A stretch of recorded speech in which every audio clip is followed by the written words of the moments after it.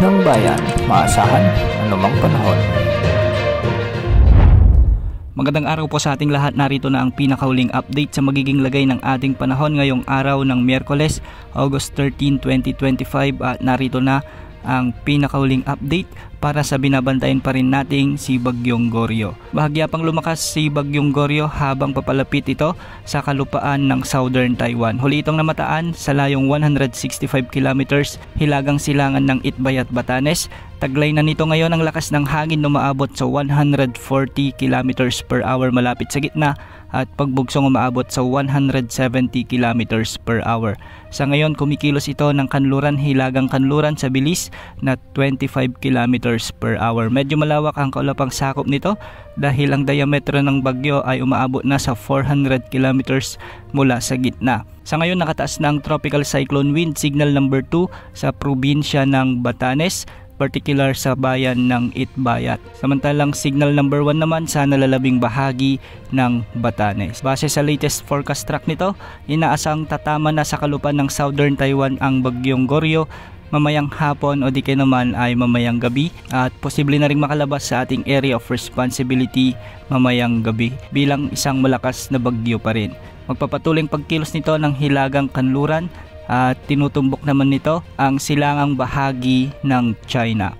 Sa ngayon, nagdadala ito ng maulap na kalangitan na may mga kalat-kalat na pag-ulan sa ilang lalawigan sa extreme northern Luzon, lalo na sa mainland Cagayan, at masungit na panahon naman ang inaasahan sa Batanes at ilang bahagi ng Babuyan Islands. Asahan din ang maulap na papawirin na may mga kalat-kalat na pag-ulan at thunderstorms sa lalawigan ng Ilocos Norte, Apayao at sa nalalabing bahagi ng Cagayan area.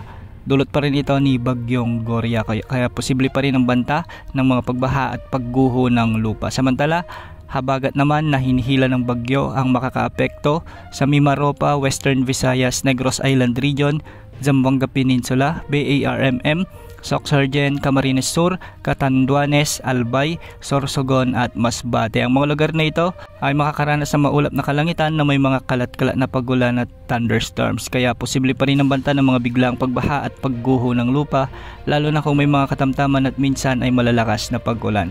Para naman sa Metro Manila at nalalabing bahagi ng ating bansa ay localized thunderstorms naman ang inaasahan, lalo na pagsapit ng hapon at gabi. May nakataas na gale warning ngayon sa extreme northern Luzon dulot ito ng Bagyong Goryo at ang mga pag-alon naman sa nalalabing bahagi ng Luzon ay posibleng umabot hanggang 3.1 meters. Para naman sa mga baybaying sakop ng Visayas at Mindanao, posible ang mga pag-alon hanggang 1.5 meters. Samantala habang papalapit sa paglandfall ang Bagyong Goryo, ay posibleng magkaroon muli tayo ng dalawang sama ng panahon na mabubuo sa magkabilang panig ng ating bansa.